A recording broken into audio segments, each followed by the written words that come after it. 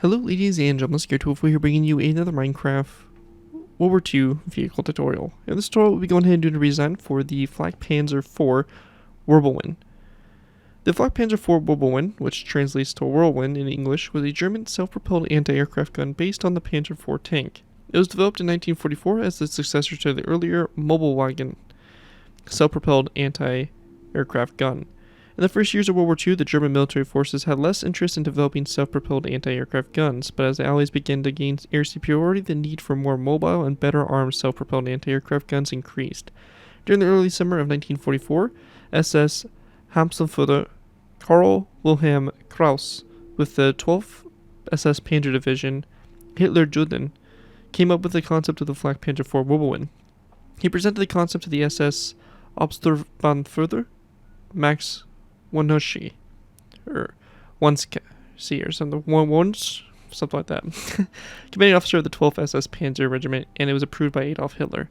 So basically, what this was a quad 2cm Flakverline 38, 20mm basically cannons mounted onto the chassis of a Panzer IV. Got rid of the Panzer IV turret and basically built this very lightly armored housing that kind of went around the gun to protect the gun crew from more along the lines of small arms fire.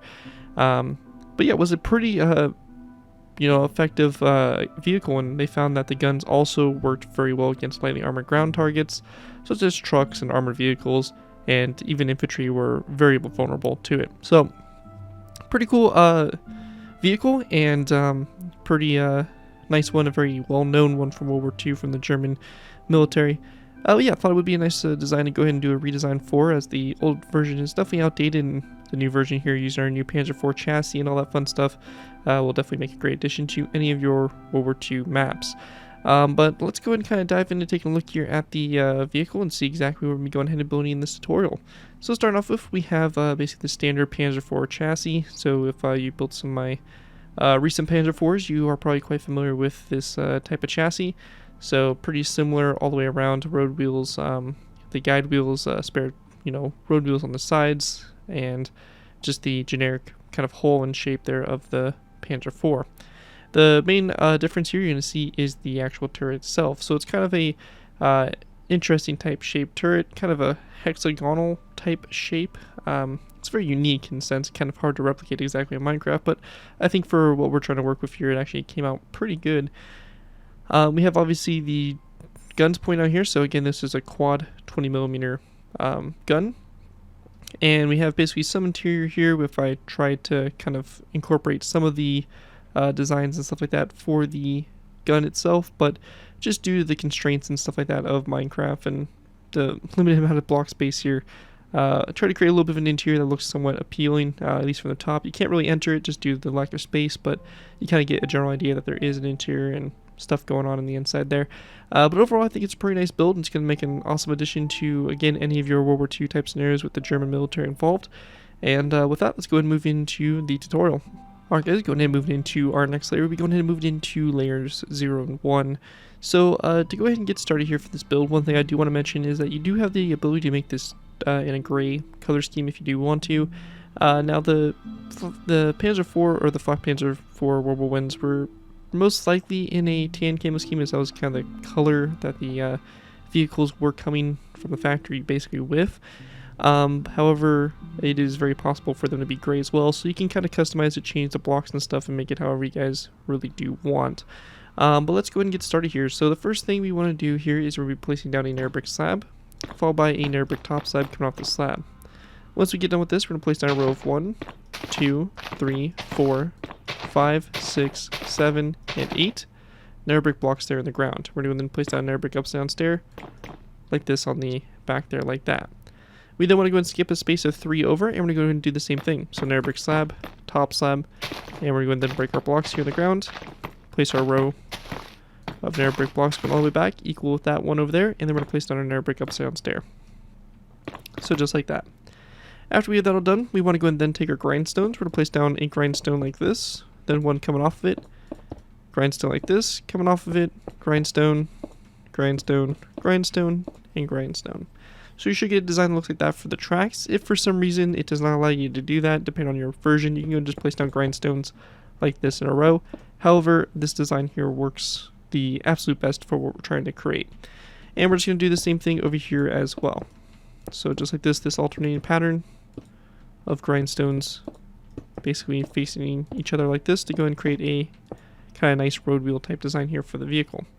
Now once we get to this point here, we then want to go ahead and grab our birchwood trapdoors, and since we're going to be doing a tan camo scheme, we're going to go ahead and using birchwood. So we're going to place down birchwood trapdoors across the front here, and then a row of 3 of smooth sandstone top slabs. Going to the back here, we're going to place down a row of 3 of smooth sandstone top slabs between these last row of grindstones, like that. And we can then go ahead and just fill in the inside here with sandstone top slabs to go and create the base here of the tank. So just like that. After that's done, we're going to then place down a birchwood fence key coming off this slab, opened up toward it, and then a skeleton skull on the 2 sides there of those nether brick stairs. After that's done on each one of these grindstones here on the sides, we're going to take item frames, place them down along the side, and we then want to go ahead and go into those item frames and place down a smooth sandstone block, like that for each one of the grindstones. Same thing over here as well. Just like this. And smooth sandstone in each one of those grindstones, or in each one of those item frames. After we have that all complete there, that's going to complete layers 0 and 1 for the vehicle, and looking at it from above here, this is what we should have here for the base of our vehicle to begin with. Anyways, that right there is going to finish off layer number 0 and 1, and with that, let's move into layer number 2. Alright guys, moving into our next layer, we have layer number 2. For layer 2 to go and begin with, we're going to place down a nether brick stair on top of those 2 nether brick top slabs with a birchwood sign coming off the face there of the nether brick stair. After we have that done, we're going to then place down a birchwood slab to both sides of those nether brick stairs, and then a sandstone slab there in the middle. We're going to place another sandstone slab in the middle, birchwood plank to both sides there, and we then want to go and place down a stripped birchwood log to the sides here like so. We're going to go then place down an item frame on those 2 logs, cobwebs in those item frames, and we're going to then place down a birchwood button here on the side of the log like that for those road wheels. Or actually those are more of the drive wheels. We then want to place down a skeleton skull on these 2 slabs, just like that. After we have that done, we're going to work our way to the back here. We're going to take our smooth sandstone, and we want to go and place down a row of 3 of smooth sandstone blocks across. We're going to place down a 2nd row, a 3rd row, 4th, 5th, 6th, 7th, and a 8th row of smooth sandstone blocks going all the way back. We then want to go and grab our nether brick slabs. We're going to place down 1, 2, 3, 4, 5, 6, 7, 8 nether brick top slabs back, and same thing over here, 1, 2, 3, 4, 5, 6, 7, and 8. We then want to place down a sandstone slab, which is going to be right here on top of those 2 nether brick stairs, a item frame here on the sides of those slabs, a cobweb in the item frame, and we then want to go and place down a item frame on this nether brick slab, skip a space, item frame, skip a space, item frame, skip a space, and an item frame. And we're going to place down a smooth sandstone block in each one of these item frames like so. So it should be spaced like that. If you're on Java Edition, you can also go ahead and grab yourself a dark liquid sign and place down a dark liquid sign over the item frames. Java Edition allows basically classifies the item frames as entities, so what that means is basically we can place them in the same block space as a block that takes up a full block, if that makes sense. You can see the same thing here with the button. If you're on console edition, then you're going to have to disregard the signs and buttons with the item frames, as you'll not be able to do it, but it's a great extra detail feature if you are on Java edition. Definitely worth adding to your builds. But yeah, we're going to go and do the same thing over here with our guide wheels, and we'll place down our dark liquid signs on the tops of them like so. After we have that done, we want to go then place down a sandstone stair coming off these slabs, so just like this. And we then want to go and grab a sandstone wall, and we're going to place down a sandstone wall here to both sides. On the inside here of these walls, we're going to place down item frames, smooth sandstone blocks coming off those item frames. Again, that's probably only a feature that you can do on Java. And we're going to then place down a birchwood sign on the sides of these walls, just like that. After that's all done, that's going to pretty much do it for layer number 2 for the build. And you can see here we have basically the chassis here kind of built up and starting to look pretty good. So with that, that's going to do it for layer number 2. And with that, let's move into layer number 3. Alright guys, moving into our next layer, we have layer number 3. For layer 3 to go ahead and get started with here, we want to go ahead and start off by placing down a daylight detector over here on the left side. And we're going to place down an item frame coming off that daylight detector with a snowball in the item frame like so. We're going to go then place down a smooth sandstone upside down stair, a second stair coming off of it, and smooth sandstone full block with a end rod coming off the side of that block like that. Once we have that all done, we're going to then go back from this daylight detector with a spruce wood slab, and on the side of that slab we're going to place down a spruce wood sign. After that we're going to place down 1, 2, and 3 smooth sandstone blocks over. We're going to then grab an anvil and a grindstone. We're going to place down an anvil here on the side and a grindstone coming off that anvil. Coming off the grindstone toward the front, we're going to place down a item frame and a snowball in the item frame like so. We then want to go ahead and grab our birchwood pressure plates. We're going to place down a birchwood pressure plate here on both sides and a birchwood trapdoor on top of those nether brick stairs, just like that for the front there. Once we have that done, going ahead and continuing back, we're going to place down our row of 3 of smooth sandstone blocks. Over here on the left side, we're going to place down a sandstone wall. However, over on the right side here, we're going to place down a stone brick slab like so. We then want to place down 2 more rows of 3 of smooth sandstone blocks, and then we're going to place down 2 grindstones to both sides. On the sides of the grindstones, we're going to go and grab ourselves item frames, and we're going to place down item frames on the grindstones, so like this, and then smooth sandstone blocks in the item frames. Same thing over here. And again, if you're on Java, we're going to place down birchwood signs on the sides of the grindstones as well, if I can actually get it. There we go. Just like that. And same thing over here. Like so. And then once that's all done there, we're going to place down a sandstone wall to both sides, and there are row 3 of smooth sandstone blocks across the center here. When we get to this section here, we're going to place down a smooth sandstone block in the center, block of concrete to both sides, and a sandstone upside down stair to both sides, with a birchwood sign coming off the face there of the sandstone stair. We then want to place down another sandstone upside down stair to both sides, and again a birchwood sign coming off the face there of the sandstone stair. We then want to place down a black concrete block to the left side here, then 2 smooth sandstone blocks over to connect up to that sandstone stair. On the very back here, we want to go and place down a birchwood fence post here. We then want to place down a birchwood trapdoor coming off the black concrete block, and we're going to go then place down 2 acacia wood slabs like this across, and then acacia wood signs coming off the sides of the slabs like so. We then want to place down our birchwood trapdoor right here in this section here, an item frame, and then coming off that item, or in that item frame, sorry, we're going to place down a red stained glass block, and if you're able to on Java, we're going to place down a birchwood sign on the side of the trapdoor as well, like that for the rear there. After that's all complete, that is going to wrap up what we have there for layer number 3 for the build. And with that, let's go ahead and move into our next layer, layer number 4. Alright guys, moving into our next layer, we have layer number 4. For layer 4 to go ahead and get started with, we're going to be going ahead and going to this third row of smooth sandstone going across here. We're going to place down a sandstone block coming off the center one, and then a sandstone upside down stair to both sides of it.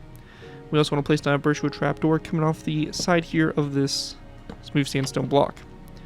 We then want to go and take end rods. We're going to place down 1 and 2 end rods coming off those 2 sandstone stairs. And if you're on Java, we can go and place down an item frame here on top of those 2 smooth sandstone blocks. And we're going to place down a smooth sandstone block in those item frames like that for the hatches there for the driver and the passenger. Once we have that done, we want to go and then go to this section here to place down a sandstone upside down stair that kind of comes off this stair going out to the side here at an angle. And we're going to go and then place down a birchwood trapdoor and have it closed like so. Same thing over here, or opened, however you want to look at it. Once we have that done, we're going to place down a smooth sandstone block here in the middle, an upside down stair to both sides like that. And we're going to then just place down a stair like that coming off the very back here with a skeleton skull on both sides of the stair. Now on the inside here, for a little bit of the interior, we're going to place down an anvil here in the corner, followed by a polished black stone slab, anvil here, and a polished black stone slab. And we can just go ahead and then fill the center in with smooth sandstone blocks, as it won't be visible from the outside of the vehicle. After we have that all done here, on the very back, we want to go ahead and place down a row of birchwood buttons, so row 2, on top of these sandstone stairs like so. And we're going to then place down a rail here on top of this black concrete block. We're going to also place down a birchwood trapdoor on top of this smooth sandstone block right there. And that right there is going to pretty much do it for the back. And just so we don't have to worry about it, we'll go ahead and do the radio antenna in its entirety. So for this, we're just going to go ahead and go to this birchwood fence post here, and we're going to go ahead and go 4 iron bars like that for the radio antenna on the rear of the vehicle. With that, that is going to do it for layer 4. With that, we're going to move into our final layers, which are going to be layers 5 through 6. And with that, we'll basically finish off the build. So with that, let's move into layers 5 through 6.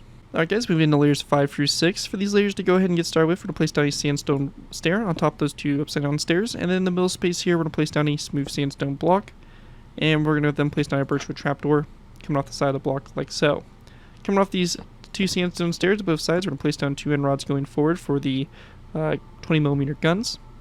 We're going to then place down a smooth sandstone stair on top of this one here to both sides, followed by a birchwood trapdoor on top of this one. And we want it opened up the same way. We're then going to place down a smooth sandstone stair here to both sides, and then a smooth sandstone stair on top of this one here on the back, skeleton skulls to both sides of this rear stair. For the inside here of the turret itself, we're going to place down a polished blackstone slab to the side here, and then an anvil. Same thing over here, polished blackstone slab and an anvil. The very center space here, we're going to place down a redstone repeater with the notches spread apart, and then a smooth sandstone stair directly back from that redstone repeater. And we're going to then place down a sandstone wall in this corner space between those 4 stairs. After we have that done, we want to go and go to the top of this sandstone stair here. We're going to place down a sandstone upside down stair on top of it, followed by an end rod that goes forward, and then on top of this polished blackstone slab, we're going to place down a skeleton skull like so. We then want to place down a birchwood sign on the left side here of the stair, and then over to the right side of it, we're going to place down a wither skeleton skull, just like that. And once we have that all complete there, that is going to complete my design here for the Flakpanzer IV Wirbelwind. Hopefully you guys do enjoy this design and are able to put it to good use. If you do use this build, I do ask you guys to give me proper credit for it. This can be anything from a style of the build to my channel or this video if this does appear on social media sites. As long as you guys give me proper credit for the build, you're free to use it for projects you guys are working on. Overall, enjoy the build, have fun with it, and all that fun stuff. But with that, thank you guys again so much for watching. As always, don't forget to like, comment, and subscribe. This has been Gary2 before, and I'll see you guys next time.